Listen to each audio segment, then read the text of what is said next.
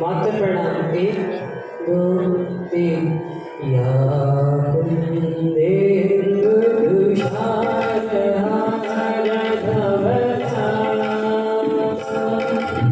या कुंदे तुषार हार धवला या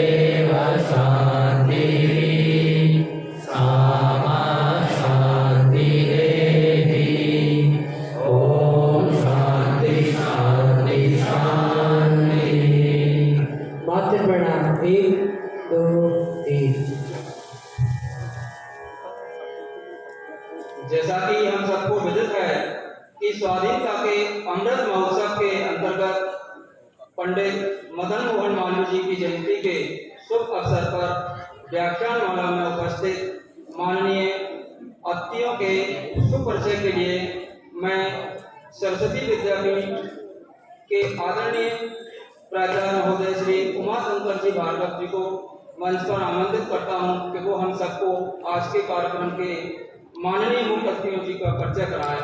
आदरणीय प्राचार्य।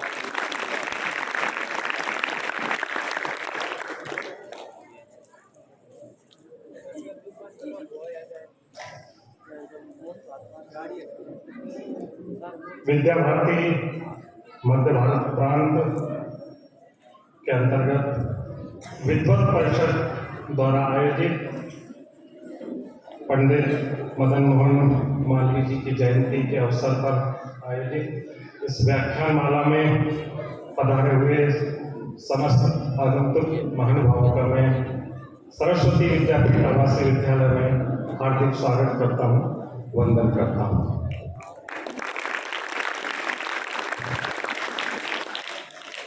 स्वतंत्र लक्ष्मी के चरण कुमकुम नहीं सोनी खुले हैं, अनित गिणित बलिदान देकर माँ के ये बंधन खुले हैं।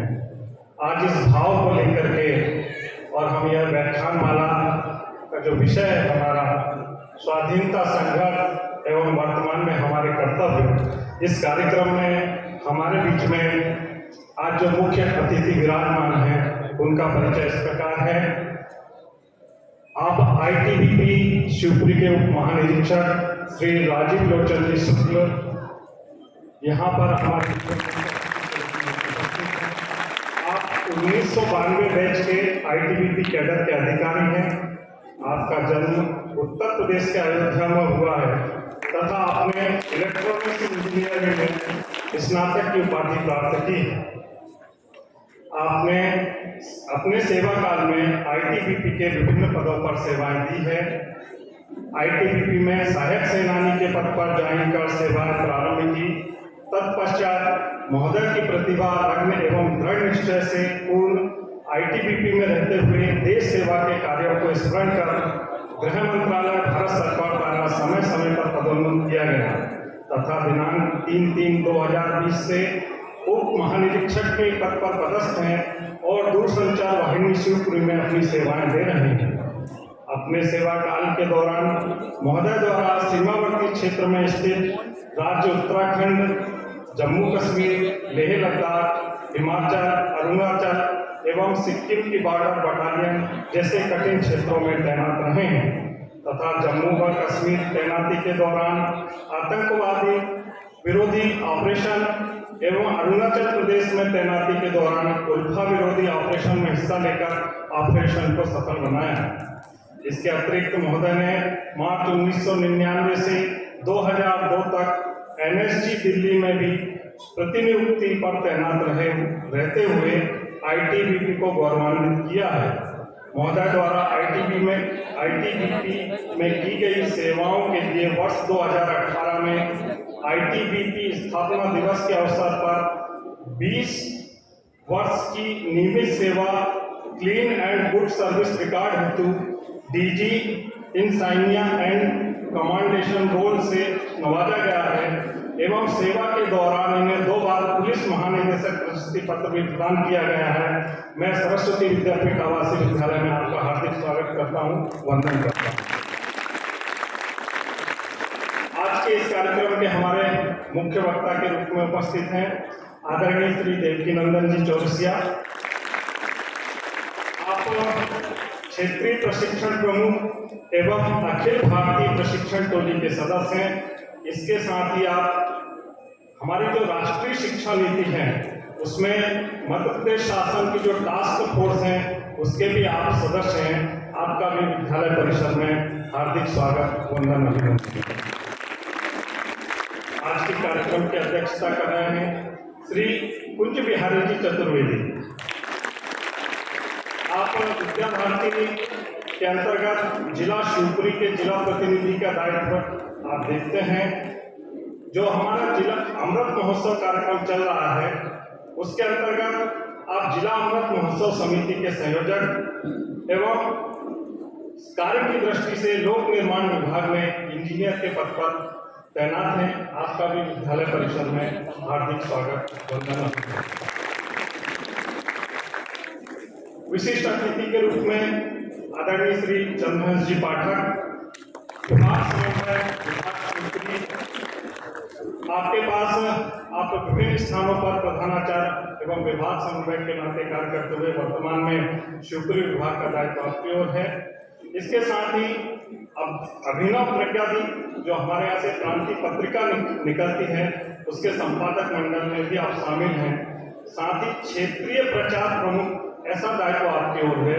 आपका भी विद्यालय में हार्दिक स्वागत वंदन अभिनंदन। आदरणीय श्री पवन जी शर्मा, आप हमारे आवासीय विद्यालय के प्रबंधक इस नाते यहाँ की व्यवस्था देखते हैं। आप भी विभिन्न स्थानों पर प्राचार्य एवं प्रबंधक रूप में सेवा देते हुए वर्तमान में यहाँ का कार्य देख रहे हैं एवं विद्या भारती के पूर्णकालिक कार्यकर्ता हैं।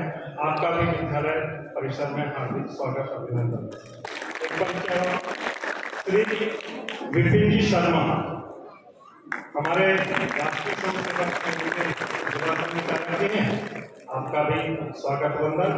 श्री उमेश जी भारद्वाज हमारे जो सरस्वती शिशु मंदिर के संचालक अस्पताल चौराहे पर करते हैं वहाँ उस समिति में आप व्यवस्थापक का दायित्व देखते हैं। आपका भी स्वागत वंदन अभिनंदन। धन्यवाद।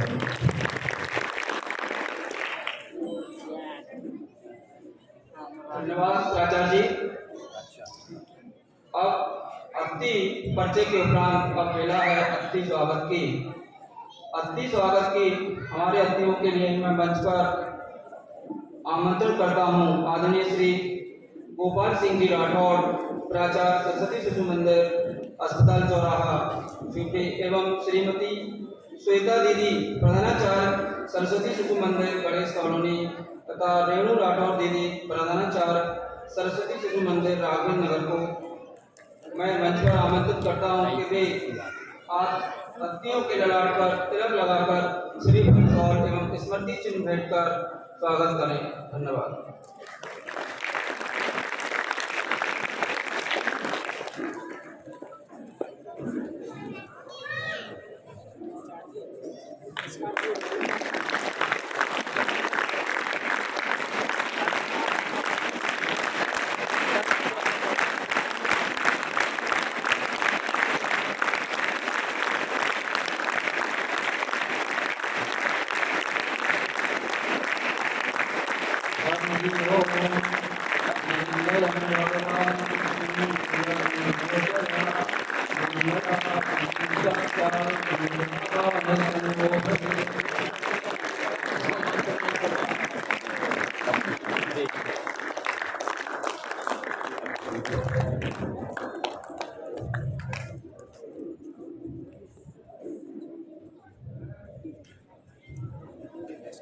हरि ओम।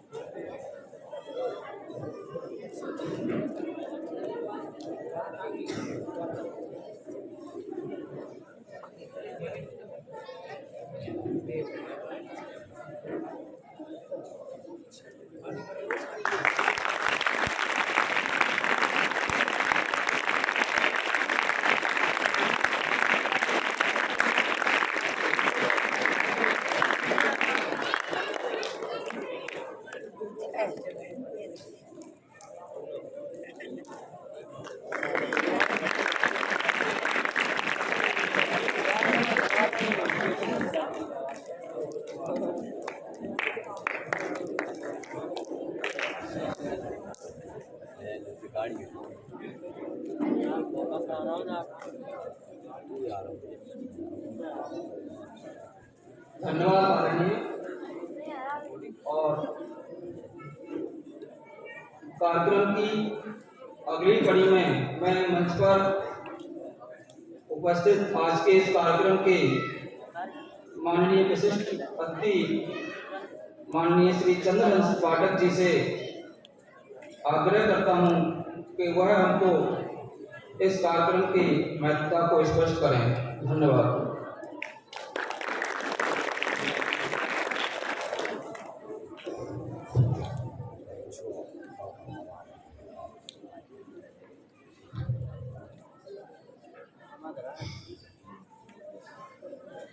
भारत माता की जय। भारत माता की जय। भारत माता की जय। वीणावाणी माँ सरस्वती, मंचस्थ आज के कार्यक्रम के मुख्य अतिथि आदरणीय शुक्ल जी, मुख्य वक्ता के रूप में उपस्थित विद्या भारती मध्य भारत प्रांत के पूर्णकालिक कार्यकर्ता, मध्य क्षेत्र के क्षेत्रीय प्रशिक्षण प्रमुख, विद्या भारती अखिल भारतीय प्रशिक्षण टोली के सम्माननीय सदस्य, साथ ही मध्य प्रदेश शासन की राष्ट्रीय शिक्षा नीति 2020 को लेकर जो टास्क फोर्स बना है उसके सम्मानीय सदस्य, साथ ही मध्य प्रदेश शासन महिला एवं बाल विकास मंत्रालय और विद्या भारती के बीच कोऑर्डिनेशन का काम करने वाले परम श्रद्धेय आदरणीय देवकीनंदन जी चौरसिया, मंचस्थ विद्या भारती मध्य भारत प्रांत की योजनानुसार शिवपुरी जिले का काम देखने वाले जिला प्रतिनिधि के नाते सम्माननीय कुंज बिहारी चतुर्वेदी जी, मित्रवर विद्यापीठ आवासीय विद्यालय के प्रबंधक आदरणीय कमल जी शर्मा, उपस्थित समस्त विद्वजन, मातृशक्ति भैया बहन, जैसा कि हम सभी जानते हैं स्वाधीनता के 75 वर्ष पूर्व होने के उपलक्ष्य में पूरे देश में शासन के स्तर पर भी, स्वयंसेवी संस्थाओं के स्तर पर भी, सामाजिक संस्थाओं के स्तर पर भी अनेक प्रकार के कार्यक्रम चलाए जा रहे हैं। हमारे स्वाधीनता के 75 वर्ष पूर्ण हुए हैं और यह 75 वर्ष पूर्ण होने के उपलक्ष्य में ही सारे कार्यक्रम आयोजित हैं। विद्या भारती शिक्षा के क्षेत्र में काम करती है और एक ऐसी पीढ़ी का निर्माण करती है जिसमें राष्ट्रभक्त हों और वे अपने देश को समझें। ऐसे बालक के सर्वांगीण विकास को लेकर हम शिक्षा के क्षेत्र में काम करते हैं। विद्या भारती ने भी योजना बनाई कि हमारा जो स्वाधीनता का अमृत महोत्सव है इसमें हमारी भी अपनी कोई योजना हो। बंधुओं, ये आप सभी जानते हैं कि आजादी के 75 साल होने के साथ ही हमारे देश में एक ऐसा जनरेशन गैप आ गया है, या हमारी शिक्षा व्यवस्था की बात करें, उसके कारण भी दे दी हमें आजादी बिना खड़क बिना ढाल की एक मेंटेलिटी हमारे भैया बहनों में ज्यादा बन गई है, हमारे युवाओं में ज्यादा बन गई है। जबकि आप सभी जानते हैं कि हमारी यह स्वतंत्रता केवल एक लाठी से नहीं मिली है, हमें प्राण उत्सर्ग करना पड़ा है, हजार हमारे युवकों को बलिदान देना पड़ा है। क्या हम भगत सिंह को भूल सकते हैं?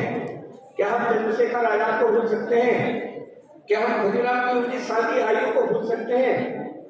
क्या हम क्या हम गुरुवत्स सिंह ढिल्लन जी को हम भूल सकते हैं? हम किसी को नहीं भूल सकते, और उनके बलिदान के कारण ही हमें यह स्वतंत्रता मिली है। और यह 75वें वर्ष में हमने ये जो अभियान लिया है, इसमें हम प्रत्येक समूह को अवगत कराना चाहते हैं। हमने अभी 19 नवंबर को मातृशक्ति को एकत्रित कर उनके बीच में यह विषय रखा कि स्वतंत्रता हमें किनके कारण मिली है। हालांकि आपको जानकारी होगी, ऐसा नहीं है कि आप इन सब बातों से अनभिज्ञ हैं, लेकिन अभी हम लोग बैठ के चर्चा कर रहे थे कि कई बार हमारे देश में ऐसी शिक्षा व्यवस्था में ज्यादा परिवर्तन हम नहीं कर पाए, उसके कारण ऐसा लगता है कि नहीं, हमें जो आजादी मिली है, हमें जो स्वतंत्रता मिली है, वो बड़ी आसानी से मिल गई है। तो हमने 19 नवंबर को हमारी सबसे बड़ा चर्चित नाम है मातृशक्ति में वीरांगनाओं में लक्ष्मीबाई, उनकी जन्म जयंती पर हमने मातृशक्ति का प्रबोधन किया और उनको बताया कि हमारे अपनी माताओं ने भी सहभागिता की है देश की आजादी में। आज 25 दिसंबर को हम बैठे हैं और 23 दिसंबर को हमने दूसरा कार्यक्रम तय किया। 25 दिसंबर के उपलक्ष्य में ये सारे कार्यक्रम आयोजित किए जा रहे हैं। पंडित मदन मोहन मालवीय जी की जयंती पर पूरे विद्वत परिषद को एकत्रित करके उनके बीच में ये विषय रखा जाए। 12 जनवरी को हम सभी जानते हैं, युवाओं के लिए यह जाना जाता है, स्वामी विवेकानंद ने 1893 में शिकागो में जाकर हमारी देश की संस्कृति का पतन फहराया था। उनकी जन्म जयंती पर भी हम युवाओं के बीच में ये विषय को लेकर जाने वाले हैं। और जैसा मैंने पहले नाम लिया, चंद्रशेखर खुदीराम बोस, जिनके कारण पूरा अंग्रेज का शासन कर रहा था, उनकी जयंती पर 23 जनवरी को हम एक बड़े कार्यक्रम का आयोजन करने वाले हैं। ऐसे करके विद्यार्थी विभिन्न क्षेत्रों में जाकर, विभिन्न समूहों में जाकर, सामाजिक क्षेत्र में काम करने वाले लोगों के बीच में, शिक्षा के क्षेत्र में काम करने वाले लोगों के बीच में ऐसे ये विषय लेकर हम जाने वाले हैं। उसी उपलक्ष्य में आज का हमारा यह कार्यक्रम रखा गया है, जिससे आप सब अवगत हों कि हमें आज़ादी यूं ही नहीं मिली, हमें बलिदानों के कारण आज़ादी मिली है, हमें बड़े संघर्ष से यह आज़ादी मिली है। इस उपलक्ष्य में ये सारे कार्यक्रम आयोजित किए जा रहे हैं। आदरणीय वक्ता हमारे और इस पर विस्तृत प्रकाश डालेंगे। मुझे इस अवसर पर इतना ही कहना था। धन्यवाद।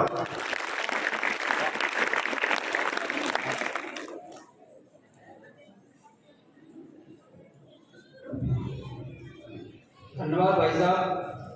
कार्यक्रम को आगे गति देते हुए मैं आज के कार्यक्रम के माननीय मुख्य अतिथि श्री राजीव लोचन जी शुक्ला जी से विनम्र अनुरोध करता हूं कि वो मंच पर आएं और अपने श्री मुख से हम सबको अपना मार्गदर्शन प्रदान करें।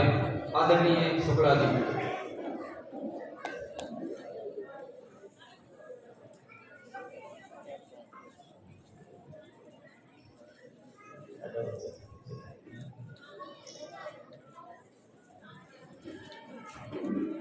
आदरणीय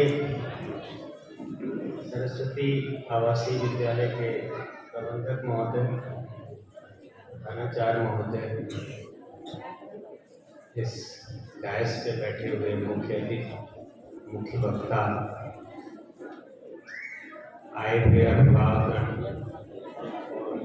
शिवपुरी के वरिष्ठ नागरिक, संभ्रांत नागरिक और इस आवासीय विद्यालय के बच्चों, आज जब मैं यहाँ भी थोड़ी देर पहले आके बैठा, उसके बाद जो स्वागत भारतीय संस्कृति के तरीके से मेरा किया गया, उससे मैं अभिभूत। और उसके बाद मैंने सोचा कि जो मुझे को उद्बोधन के लिए जो कहा गया, मैं उसमें कुछ चीज़ें और ऐड कर दूँ। खासतौर पे आप लोग। तो एक बार एक जगह रामायण में भगवान श्री राम ने बोला है, जननी जन्मभूमिश्च स्वर्गादि गिरीयेश, यानी जननी माता, जन्मभूमि, ये दोनों स्वर्ग से भी ऊपर। एक तरफ स्वर्ग रख दो, एक तरफ जननी रख दो, जन्मभूमि रख दो, तो स्वर्ग श्रेष्ठ नहीं। भारतीय संस्कृत 5000 साल तो इतिहास में लिखा है, और पता नहीं कितनी पुरानी। ये संस्कृत हमें ये पढ़ाती कि हमारा आविर्भाव, हर आदमी का आविर्भाव अपनी माता से होगा। माता अपने शरीर का एक हिस्सा आप में देती है। माता के एक शब्द जो है, चाहे वो माता हिंदी भाषी हो, बुंदेली भाषी हो, बंगाली भाषी हो, लड़का वही समझता है। उसके एक इशारे को भी समझता है।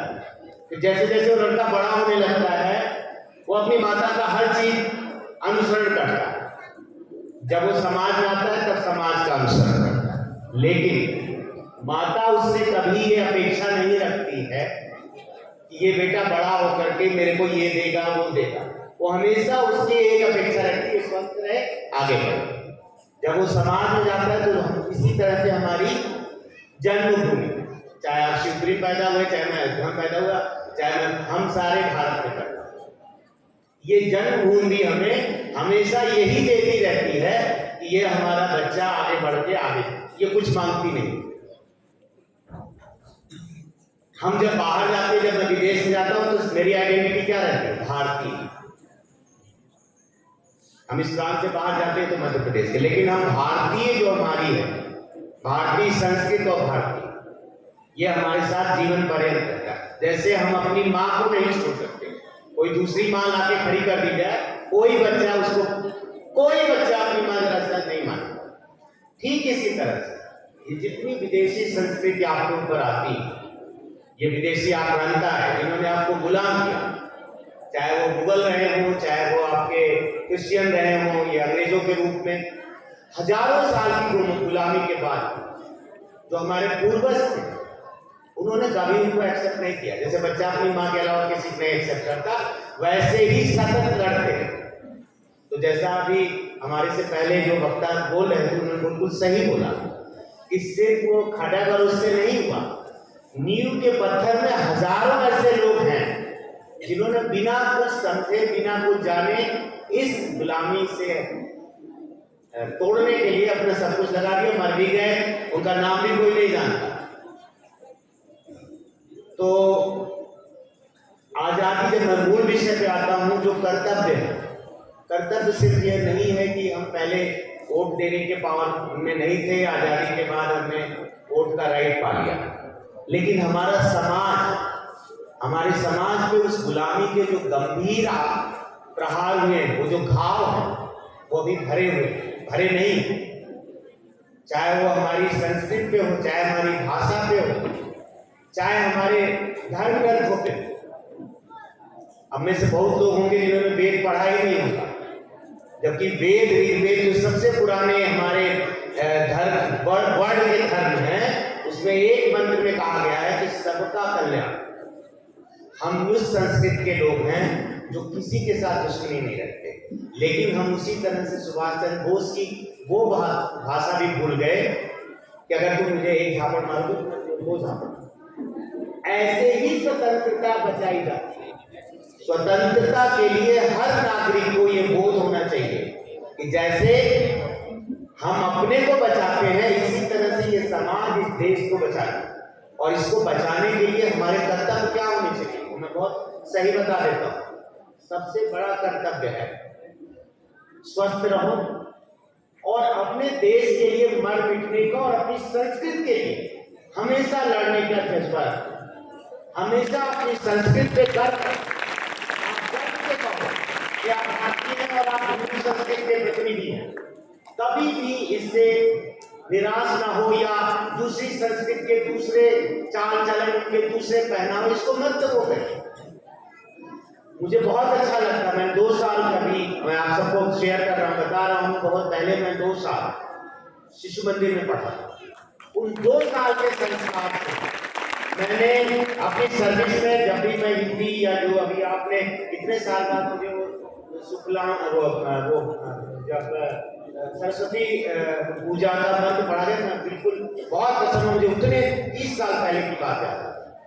तो मंत्र जो है जो हमारे संस्कृत के चाहे मंत्र हैं चाहे ग्रंथ हैं ये सब बहुत आधुनिक और बहुत प्राचीन संस्कृत दोनों के मिश्रण।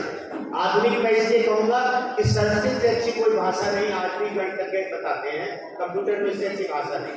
और आपके जितने भी चाहे वो दशमलव रहा हो चाहे वो 12 मिनट में जो है इसकी गणना की थी आकाश के खगोल की उस सब भारत में हम दबाए इसलिए गए कि कभी हम एक बार मिलिटरली कहीं हार गए तो उसके बाद जो आते गए वो दबाते गए और उन्होंने हमारे वो जो उत्साह वाला इतिहास था उसको खत्म कर दिया। हमारी जो संस्कृत थी जिस संस्कृत में ये कहा गया है कि 100 वर्ष जियो 27 रहो और जीवन आनंद है। जीवन आनंद है मतलब पैदा होकर मृत्यु तक हर चीज को उत्सव की तरह हमारे संस्कृत मनाती है। ऐसा धर्म कहीं नहीं जो हिंदू धर्म है। इसी तरह से हिंदू संस्कृत जैसी कोई संस्कृत नहीं। उसको दबाने के लिए चाहे वो मुस्लिम शासक रहे चाहे वो क्रिश्चियन शासक रहे इन्होंने अपनी संस्कृत को थोपा और वो संस्कृत खाली है। इसीलिए आप देखते हैं कि विदेशी आकर के वहाँ बनारस में बैठे रहते हैं हमारे तीर्थस्थलों को शांति नहीं मिल रही। तो इतनी गौरवान्वित संस्कृति को आगे बढ़ाना ये कर्तव्य होना चाहिए। ये अमृत महोत्सव जो आप लोग आगे बढ़ेंगे आप लोग फ्यूचर हैं भारत के तो उन शहीदों को याद करो जिन्होंने धर्म की रक्षा करते हुए विदेशी आक्रांताओं से लड़ाई की और अपनी संस्कृति पे गर्व रखा अपनी भाषा पे गर्व रखा।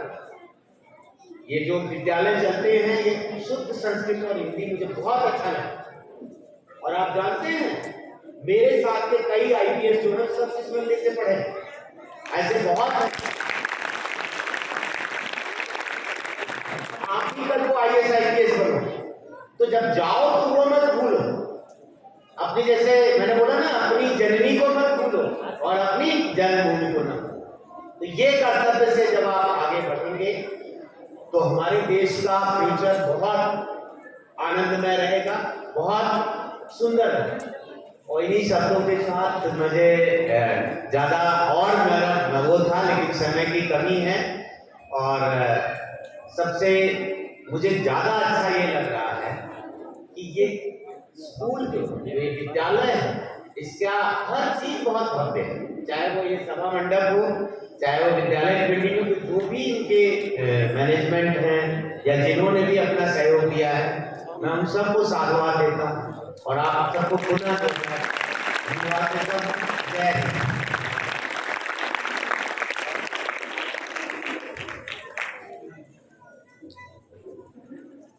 बहुत बहुत धन्यवाद आदरणीय शुक्ला जी। इन्हीं शब्दों से हमें ऊर्जा मिलती है और मैं अब कार्यक्रम को आगे गति देते हुए आज के कार्यक्रम के माननीय मुख्य वक्ता महोदय परम आदरणीय सम्मान्य देवकी नंदन जी चौरसिया जी को आग्रह करता हूं कि वो आज की व्याख्यान माला के अंतर्गत आने वाले इस विषय को हम सभी के लिए स्पष्ट करें। आदरणीय चौरसिया जी।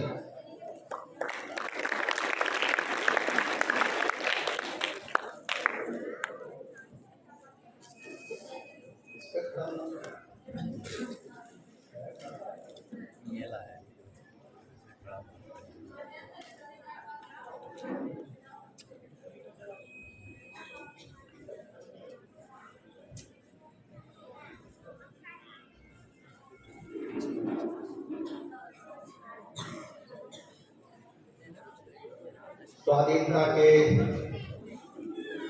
अमृत महोत्सव के अवसर पर सरस्वती विद्यापीठ में आयोजित इस कार्यक्रम में मंच पर उपस्थित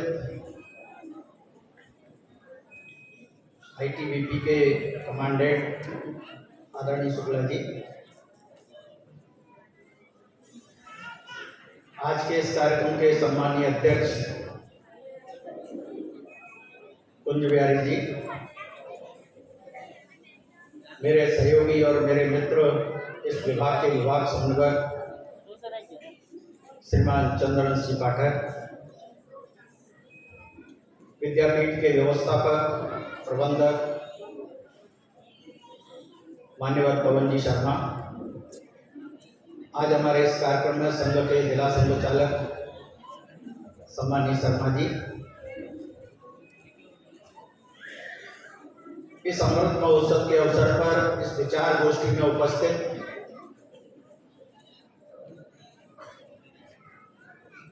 सरस्वती शिशु मंदिरों में पढ़ने वाले विद्यार्थियों के पालकगण, माताएं, नगर के वरिष्ठ जन, सभ्रांत नागरिक और विद्यालय में अध्ययनरत भैया और बहनों,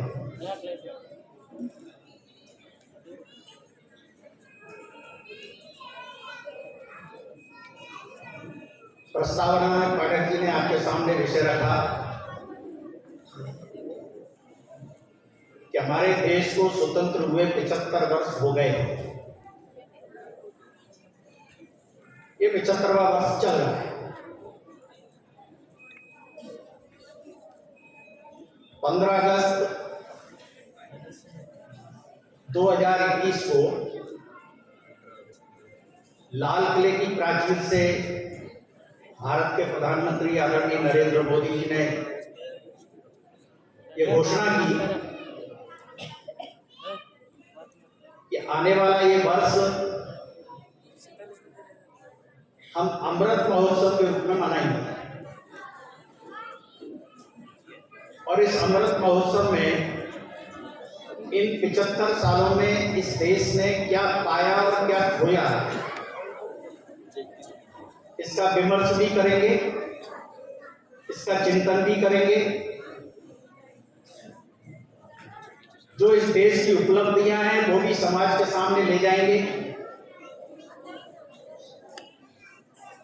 और ये स्वतंत्रता हमको किस प्रकार प्राप्त हुई,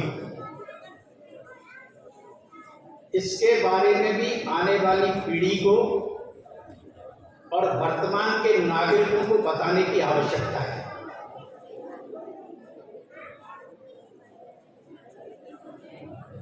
अभी जब शुक्ला जी अपनी बात रख रहे थे तो मुझे याद आ रहा था कि वो सेना के व्यक्ति हैं, देशभक्ति उनके शरीर में है, उनके रक्त में है। आज मेरे सामने, आपके सामने जो पीढ़ी बैठी है शुक्ला जी, कुछ लोगों को यदि छोड़ दिया जाए तो उनको ये भी नहीं पता कि 1999 में कारगिल युद्ध में हमने क्या गंवाया और तब हम इस देश में अपना तिरंगा फहरा। तो आज निश्चित रूप से ये तो तय है कि भारत के स्वतंत्रता संग्राम को, भारत के स्वाधीनता संग्राम को, इतिहास को आज की पीढ़ी के सामने, युवा पीढ़ी के सामने, जो 21वीं सदी का नेतृत्व करने वाली है, ऐसी पीढ़ी के सामने पूरी सच्चाई के साथ लाने की आवश्यकता है। जो कुछ भी वरिष्ठ जन बैठे हैं उनके सामने भी, मेरे सामने भी और मेरी उम्र के जो लोग हैं उनके सामने और वर्तमान पीढ़ी के सामने जो इतिहास परोसा जा रहा है वो सत्य नहीं है और इसको स्वीकार करने के लिए समाज की मानसिकता बननी चाहिए। जिन लोगों ने इतिहास लिखा, जो आधी अधूरी और असत्य जानकारियां इतिहास के अंदर बच्चों को दी गई, जिन्हें पढ़कर समझकर हम बड़े हुए, इसलिए हमारी धारणाएं, जो नैरेटिव बनता है वो उसी प्रकार का बनता है जो हम नीचे से पढ़कर आते हैं। और इसलिए इस एक वर्ष के अंदर देश में सभी प्रकार से, जैसा कहा गया, शासन स्तर पर, सामाजिक स्तर पर, संस्थाओं के द्वारा इस आजादी के अमृत महोत्सव को, इस स्वाधीनता के अमृत महोत्सव को उस प्रकार से मनाया जाए जैसे हम अपने तीज और त्योहार मनाते हैं, और एक एक व्यक्ति को इस बात से अवगत कराया जाए कि ये आजादी हमको मिली नहीं है, हमने प्राप्त की है। इसके लिए हमने संघर्ष किया है। हमारा इतिहास इस बात का गवाह है कि हम कभी पराधीन हुए नहीं हैं, पराजित नहीं हुए। हमारा इतिहास संघर्षों का इतिहास है। लोग आए, वो लुटेरे के रूप में आए होंगे, वो व्यापार करने आए होंगे, किसी भी प्रकार से इस देश के ऊपर आए और धीरे धीरे उन्होंने अपनी चालाकी से, अपने तरीके से इस देश के ऊपर अपना साम्राज्य स्थापित किया। फूट डालो और राज्य करो की नीति का प्रयोग उन्होंने किया। हम डलवानी की इस नीति को बड़े गौरव के साथ पढ़ते रहे हैं, पर जब आज समय आया है कि हमें इसका भी चिंतन करना चाहिए कि इस देश के लिए कहां तक ठीक है, और इसलिए विद्या भारती ने यह निर्णय किया, मध्य भारत प्रांत के अंदर हम इस स्वाधीनता के अमृत महोत्सव को, जैसा पाठक जी ने कहा कि 3-4 प्रकारों से मनाने की तैयारी करें।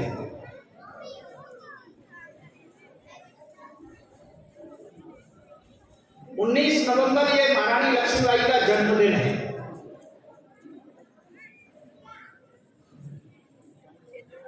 इस अवसर पर नारी शक्ति का जागरण होना चाहिए, वो इस देश को, इतिहास को समझे, और जो आज एक आवश्यकता महसूस की जा रही है। आदरणीय शुक्ला जी मुझसे कह रहे थे कि एनसीईआरटी ने जो कुछ भी इस देश को दे रखा है इसको बदलना चाहिए। निश्चित रूप से समय आ गया है, प्रयास भी है। 2020 में जो राष्ट्रीय शिक्षा नीति इस देश के पटल पर आई है, इस राष्ट्रीय शिक्षा नीति के संदर्भ में अनेक ऐसी चीजें हैं जो निश्चित रूप से बदलेंगी, और इसलिए आने वाले समय में भारत का इतिहास कैसा इतिहास रहा है, हमारा गौरवशाली अतीत कैसा रहा है, ये बच्चे जान पाएंगे। बच्चों का मार्गदर्शन करने वाले शिक्षक भी जान पाएंगे। इसलिए बहुत सारी चीजें बदलने वाली हैं। रानी लक्ष्मीबाई के जन्मदिन को हमने इसलिए चुना इस स्वाधीनता के अमृत महोत्सव में,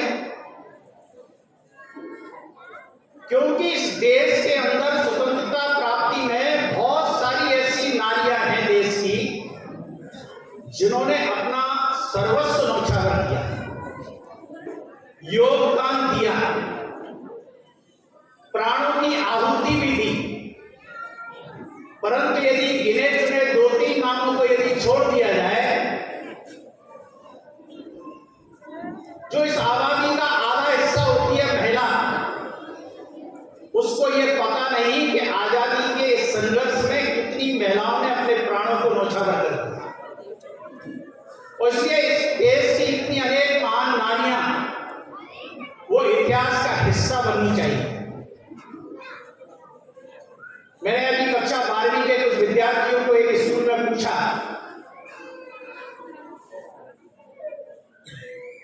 मणिकर्णिका फिल्म आने के पहले कितने लोग थे जो ये जानते थे कि लक्ष्मीबाई ये है? कितने लोग जानते हैं और इस इतिहास के पन्नों पर आज तक उसका नाम क्यों नहीं है कि लक्ष्मीबाई को झांसी के किले से बाहर निकालने में जिसने अपनी भूमिका निभाई, वो झलकारी बाई कौन है? कितने लोग हैं जो ये जानते हैं कि असम के अंदर गाड़ी ने कितना योगदान अपने इस आजादी के लिए दिया? कितने लोग हैं वो ये जानते हैं कि दक्षिण में चेन्नम्मा ने अपना सर्वस्व न्यौछावर क्यों कर दिया? ऐसी अनेक महान नारियां जिन्होंने 1857 से लेकर 1947 के बीच में अपना योगदान दिया है, अपना जीवन इस देश की स्वाधीनता के लिए दिया है, ऐसे लोगों को स्मरण किया जाना चाहिए। और इसलिए 19 नवंबर को रानी लक्ष्मीबाई के जन्मदिन पर, और हमको भी गौरव होता है कि हमने इस मध्य भारत प्रांत के अंदर 26,000 महिलाओं को इस चीज से अवगत कराया। दूसरा विषय आज आपके साथ है। 2 दिन बाद पंडित मदन मोहन मालवीय और पंडित अटल बिहारी वाजपेयी, 2 भारत रत्न हैं इस देश के, इन दोनों का जन्मदिन है 25 दिसंबर। और इस 25 दिसंबर पर मदन मोहन मालवीय जी के जन्मदिन पर हम एक विचार गोष्ठी का आयोजन करें। नगर के ऐसे संभ्रांत नागरिक, विद्वान, शिक्षाविद, ऐसे अभिभावक जो अपने बच्चों का भविष्य बेहतर बनाना चाहते हैं, डॉक्टर, मीडिया के लोग, शिक्षा में जिनका दखल है, जो समाज में नैरेटिव बनाने की क्षमताएं रखते हैं, ऐसे लोगों की एक विचार गोष्ठी की जाए। हम सबको मालूम है कि मदन मोहन मालवीय जी ने जब बनारस हिंदू विश्वविद्यालय की स्थापना की थी, तब उन्होंने कितना संघर्ष किया, शिक्षा के लिए कितना संघर्ष करना पड़ रहा है, ये मदन मोहन मालवीय के जीवन से सीखा जा सकता है।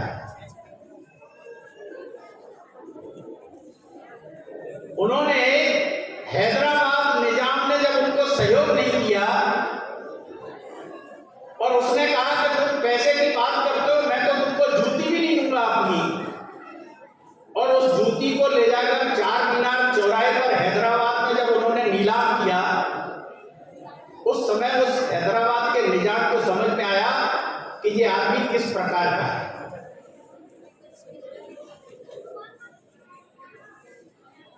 शिक्षा के लिए संघर्ष, इस देश के अंदर उस समय अंग्रेजों का जो तरीका था शिक्षा का, जिस प्रकार से शिक्षा के परिदृश्य को बदला गया,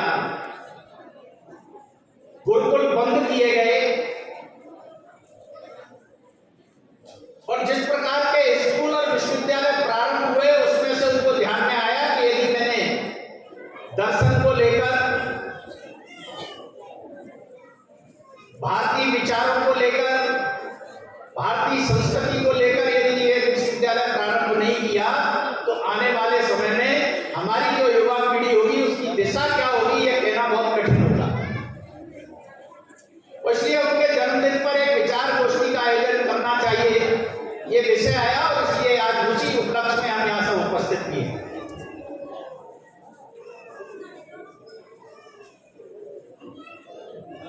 एक 23 जनवरी की बात भी आपके सामने आई। 23 जनवरी पर सुभाष चंद्र बोस की जयंती है, जिन्होंने पहली स्वतंत्र सरकार भारत के अंदर स्थापित की थी।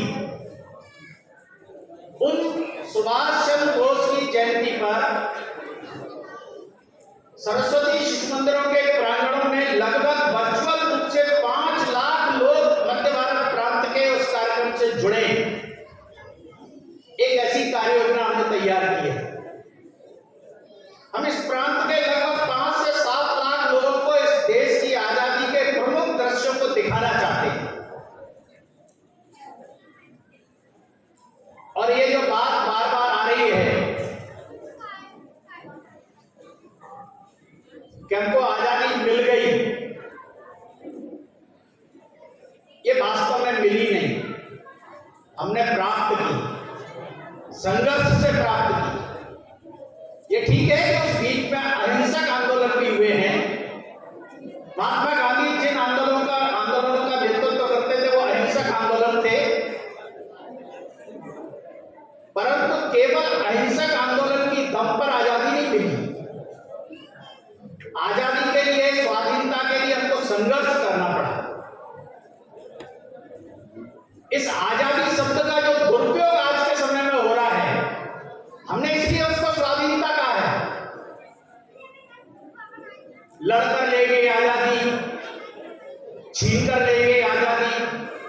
ये स्वतंत्रता के पहले भी कुछ बातें हुआ करती थी,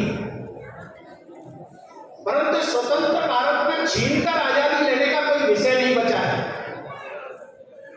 और इसलिए स्वाधीनता के, स्वतंत्रता के समर को जानने की आवश्यकता है। भारत के हर नागरिक, हर विद्यार्थी के स्व को जगाने की आवश्यकता है। स्वतंत्र, स्वाधीन, इस स्व को जिस दिन लोग जान जाएंगे उस दिन हम सही मानों में स्वतंत्र होंगे, सही मानों में स्वतंत्रता होगी हमारी, सही मानों में हम स्वाधीन भी होंगे। मैं पढ़ रहा था जब सुखदेव, राजगुरु, भगत सिंह इनको फांसी दी गई,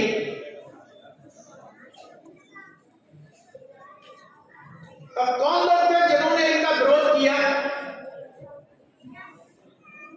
इनकी फांसी पर रोक लगना चाहिए, उसके समर्थन में रोक नहीं लगनी चाहिए, इसके लिए खड़े हुए। ये सच्चाई देश के सामने तो आनी चाहिए। आप जब इस विद्यापीठ की गैलरी से इधर आए होंगे तो जिन लोगों के नाम और चित्र वहां लगे हुए हैं, क्या आज की पीढ़ी और वर्तमान के लोग जिन्होंने इतिहास में इस स्वतंत्रता के लिए अपने आप को नौछावर कर दिया, उनको जानते हैं? कितने लोग हैं जो वास्तव बलवंत फड़के को जानते हैं? कितने लोग हैं जो चापेकर बंधुओं को जानते हैं? कितने लोग हैं जो राम सिंह कूका को जानते हैं?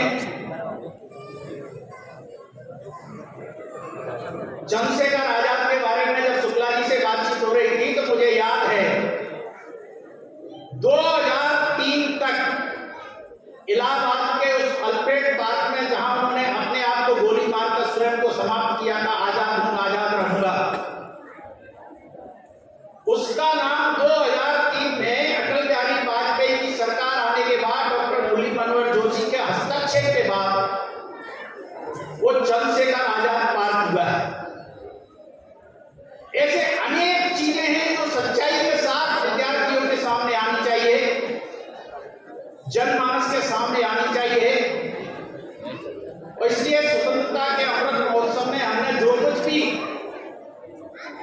इस स्वाधीनता को प्राप्त करने के लिए खोया है, उसका विमर्श भी होना चाहिए, उसका आकलन भी आना चाहिए।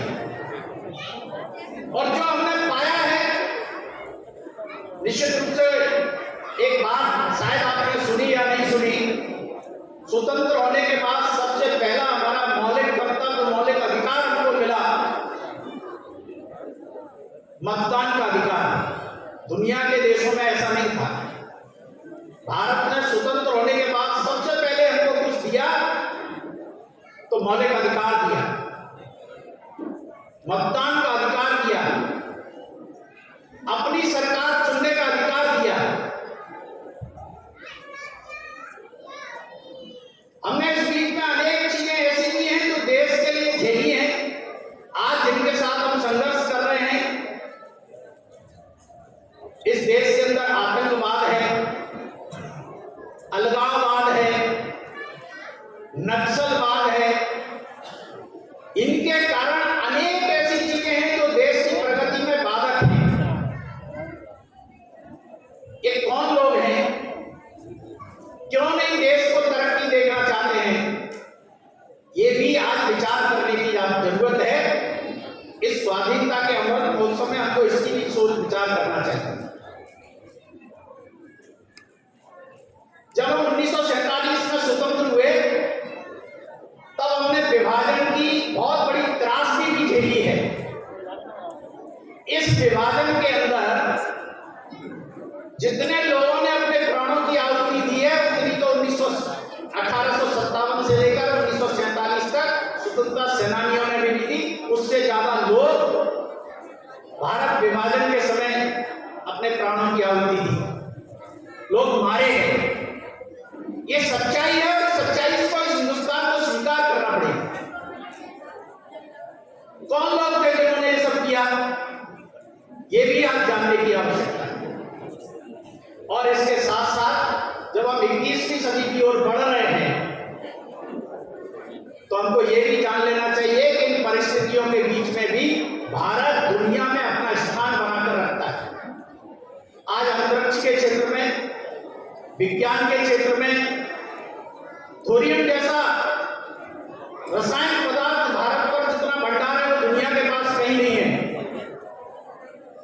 अनेक ऐसी चीजें हैं जिसमें हमने चंद्रयान पर हमने अपना स्थान बनाया, मंगलयान में हम सफल हुए हैं, और आज जब देश के पटल पर राष्ट्रीय शिक्षा नीति आई है तो दुनिया के 14 देश तो इस बात को भारत को कह चुके हैं कि आपने इतना बड़ा दस्तावेज लाखों लाख लोगों के सुझाव के बाद तैयार किया, इसके लिए आपने क्या योजना की और किस प्रकार का आपने इसका ड्राफ्ट तैयार किया, ये देश भी जानना चाहते हैं। शिक्षा में सबसे अच्छा देश माना जाता है फिनलैंड को, दूसरे नंबर पर दक्षिण कोरिया को। फिनलैंड और दक्षिण कोरिया भी आज भारत से यह अपेक्षा कर रहा है कि जिस प्रकार की राष्ट्रीय शिक्षा नीति आपने देश के अंदर लाकर देश के नौजवानों में परिवर्तन करने की बात की है, जिस प्रकार का एनसीआर आप लाकर देश में परिवर्तन लाना चाहते हैं, ये आखिर जिस व्यवस्था के तहत हुआ है, ये भी इस स्वाधीनता का एक बड़ा उपलब्धि भरा दस्तावेज है। ऐसे अनेक कारण हैं जो हमें खोजना है, अनेक ऐसी चीजें हैं जिस पर हमको विमर्श करना है।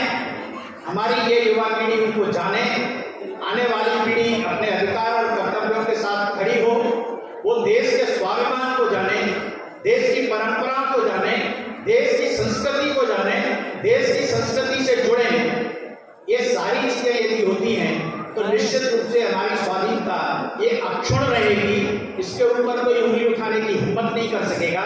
परंतु इसके लिए हमेशा सतर्क रहने की जरूरत है, हमेशा जागरूक रहने की जरूरत है। कहीं से भी किसी भी प्रकार की इस प्रकार की आवाज यदि आती है जो देश के लिए विरुद्ध है, उसका विरोध करने की जरूरत है, उसके विरोध में खड़े होने की जरूरत है। यदि इस प्रकार का सारा वातावरण देश का बनता है तो आने वाले समय में ये देश दुनिया का नेतृत्व करेगा। भारत की ओर दुनिया देख रही है, भारत की परिवार व्यवस्था को दुनिया देख रही है। लोग कहने लगे हैं भारत में भले ही एकल परिवार संचालन में आ गए हों, पर आज भी दुनिया के लोग ये पूछने लगे हैं कि भारत का संयुक्त परिवारों की जो व्यवस्था है ये दुनिया के लिए एक आदर्श है। इन सारी चीजों के साथ देश आगे बढ़ रहा है। इस अमृत महोत्सव में हम भी आगे बढ़े।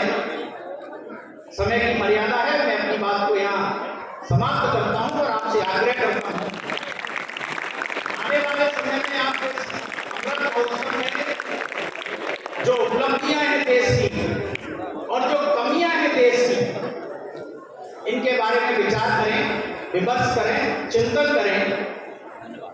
एक बात जो श्रीकृष्ण शरण ने कही है वो अंत में मैं आपको सुनाता हूँ, आजादी के संदर्भ में, स्वतंत्रता के संदर्भ में, और अपनी बात को यहां समाप्त करूंगा। तुम न समझो देश को, तुम न समझो देश को, स्वाधीनता यूं ही मिली है। हर कली इस बाग की, हर कली इस बाग की कुछ खून पीकर ही गिरी है। मस्त सौरभ रूप लिया जो रंग फूलों को मिला है, यह शहीदों के उबलते खून का ही सिलसिला है। छिप गए वे नींव में, छिप गए वे नींव में दीवार नीचे गड़े हैं। महल अपने शहीदों की छातियों पर खड़े हैं, महल अपने शहीदों की छातियों पर खड़े हैं। दोस्तों, इस देश की स्वाधीनता को अक्षर बनाए रखने में अपना योगदान करिए। भारत के इस अमृत महोत्सव में सहभाग बनिए, देश को जागरूक करिए, समाज को जागरूक करिए, स्वयं भी जागरूक होइए। भारत माता की जय, वंदे मातरम।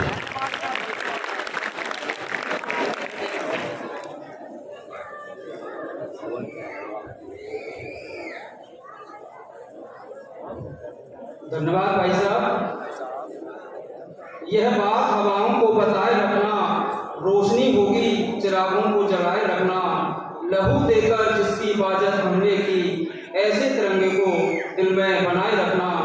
इन्हीं पंक्तियों के साथ हमें कार्यक्रम को आगे गति देते हुए आज के कार्यक्रम के माननीय अध्यक्ष महोदय श्री कुंज बिहारी चतुर्वेदी जी से विनम्र आग्रह करता हूँ कि वे हम सबको अपना आशीर्वाद वचन प्रदान कर रहे हैं। आदरणीय चतुर्वेदी जी।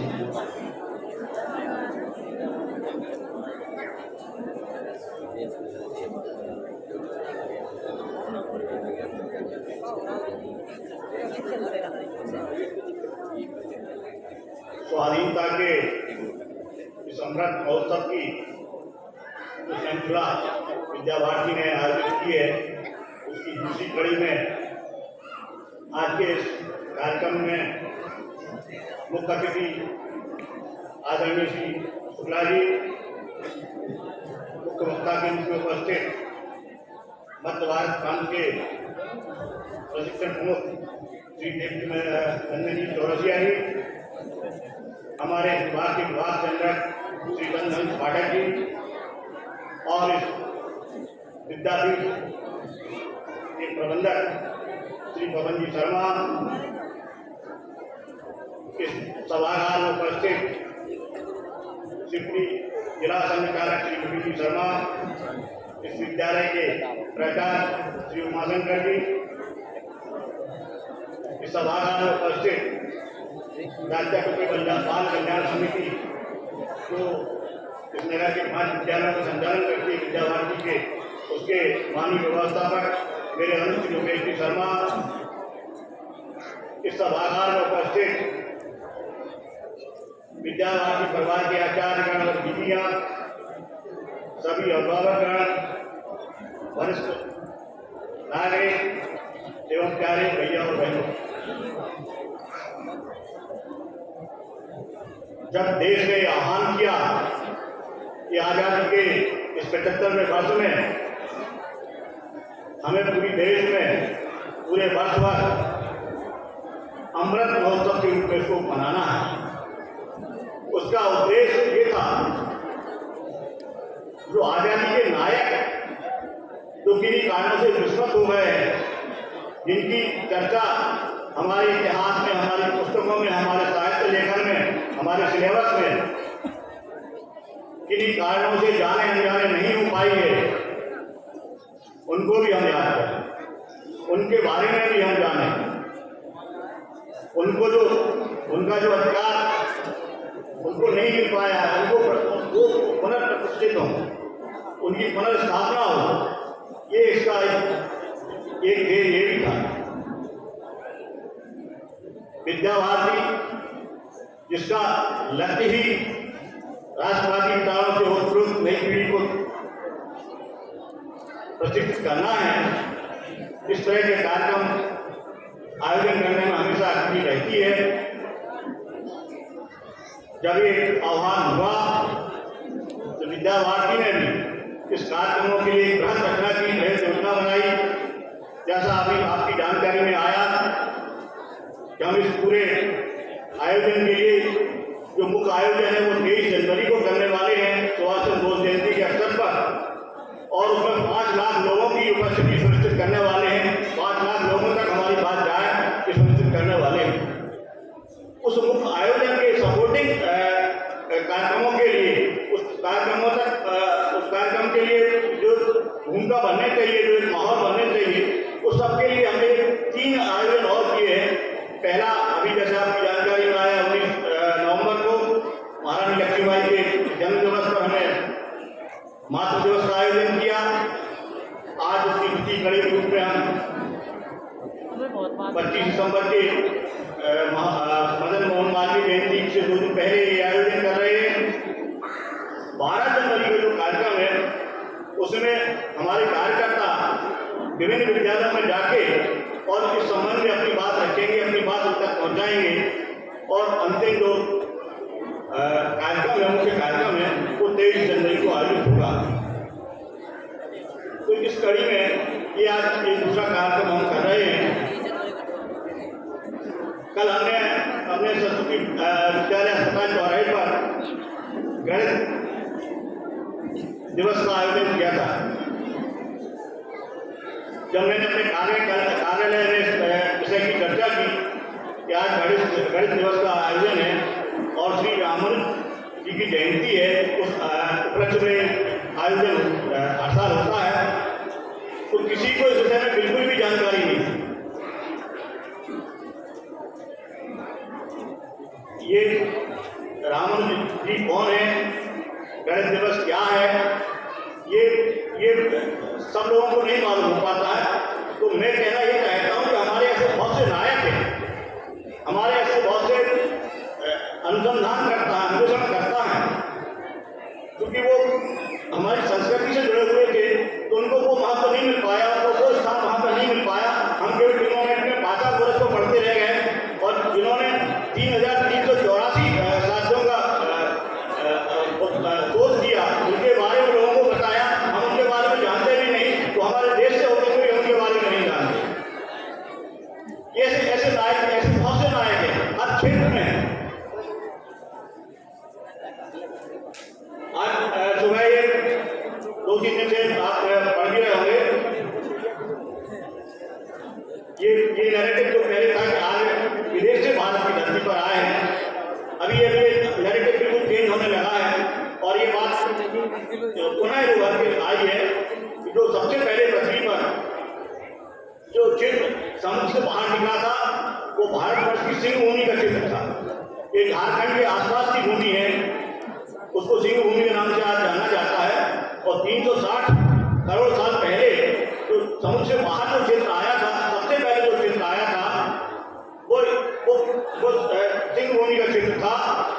सृष्टि का आरंभ यहीं से हुआ है, हमारी जन्मभूमि यही है, हम कहीं वहां से नहीं आए। ये जो इतिहासकारों ने तोड़ मरोड़ के जो इतिहास पेश किया है, उससे धारणा बनाई गई कि हाँ बाहर से आए, और जो मूल लोग कोई और थे और आपने बाहर से आके यहाँ पे राज किया। ये धारणाएं धीरे धीरे समाप्त होने लगी। ऐसी कई धारणाएं प्रचलित रही हैं जो हमें अपनी संस्कृति के गौरव बोध से दूर रखती रही हैं। और अब ये समय आ गया है, जैसा अभी आदरणीय चौरसिया जी ने बताया कि अब ये समय आ गया है कि हम उनके बारे में जानें, समझें, उनकी गहराई में जाएं और उनसे गौरवान्वित हों। विद्या भारती शिक्षा के क्षेत्र में, संस्कार के क्षेत्र में ये कार्य कर रही है। हमने अपने सिलेबस के माध्यम से, दूसरी सपोर्टिंग पुस्तक के माध्यम से ऐसे पाठ सामने लाए हैं विद्यार्थियों में, ताकि वो इन विषयों को जानें। अभी आप कुछ दिनों से सोशल मीडिया में जो छोटी छोटी कहानी शायद आपके ध्यान में आई हों, हमारे भारतवर्ष के बहुत बड़े उद्योगपति हैं विजय पथ सिंघानिया। 13,000 करोड़ की उनकी इंडस्ट्री है, 13,000 करोड़ की संपत्ति के वो मालिक हैं। और आज वो एक किराए के फ्लैट में जीवन यापन कर रहे हैं। उनका अपने बेटे गौतम सिंघानिया से संपत्ति को, विवाद को लेके केस चल रहा है। जो उन्होंने उस पर उनका यूट्यूब पे उनका मैं भाषण पढ़ रहा था, उनका यही कहना था कि आप संपत्ति कमाते हो बहुत अच्छी बात है, आप उद्योग स्थापित करते हो बहुत अच्छी बात है, लेकिन साथ में आपकी संतानों में वो संस्कार भी आने चाहिए, ताकि ये बाद में ये स्थिति न बने जो मेरी स्थिति बनी। एक आपने घटना पढ़ी होगी आशा साहनी की। आशा साहनी का इकलौता बेटा नौकरी करने के लिए अमेरिका गया, सॉफ्टवेयर इंजीनियर। वो उसकी माँ थी और वो उनका इकलौता बेटा था, वो विदेश गया। वो अपने प्रोजेक्ट के काम में, अपनी और व्यस्तताओं में इतना मशगूल हो गया। वो माँ बॉम्बे में एक अकेली फ्लैट में रहती थी और वो केवल फोन पर बात उनकी होती थी। वो फोन का ड्यूरेशन धीरे धीरे 1 दिन से 2 दिन, 2 दिन से 1 सप्ताह, 1 सप्ताह से 15 दिन और 1 महीने से धीरे धीरे बढ़ता गया। और माँ उनको बुलाती है, बेटा मेरी तबीयत उतनी अच्छी नहीं रहती, अब तुम आ जाओ। माँ मैं अगले महीने आता हूँ, माँ मैं 6 महीने में आता हूँ, माँ मेरा एक प्रोजेक्ट और खत्म हो जाए तब आता हूँ। ऐसी उनकी वार्तालाप चलती रही और वो ड्यूरेशन धीरे धीरे बढ़ता गया और एक स्थिति ऐसी आई कि वो वार्तालाप उनका बंद हो गया। वो मशगूल था अपने काम में और पैसे के कमाई के उसमें व्यस्त था और लगभग 6 महीने उसका भारतवर्ष नहीं हुआ। और जब वो 6 महीने बाद आता है तो उसको अपनी माँ के कंकाल प्लेट में मिलते हैं और तब ये समझ में आता है कि संस्कार भी कितने आवश्यक है। हम केवल कैरियर ओरिएंटेड शिक्षा के प्रति न भागें, हम केवल अपना भविष्य संभालने के लिए नहीं भागें, हमें अपने संस्कार पर ध्यान देना चाहिए। ये लगे रहे हैं। आपने यहाँ पे बहुत अच्छा आयोजन किया, मुझे बोलने का मौका दिया। आपके लिए इसके लिए बहुत बहुत धन्यवाद।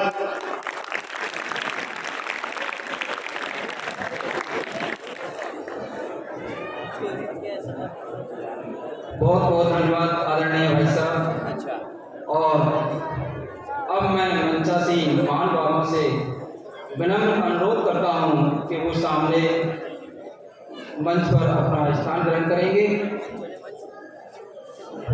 आदरणीय सम्माननीय मंच,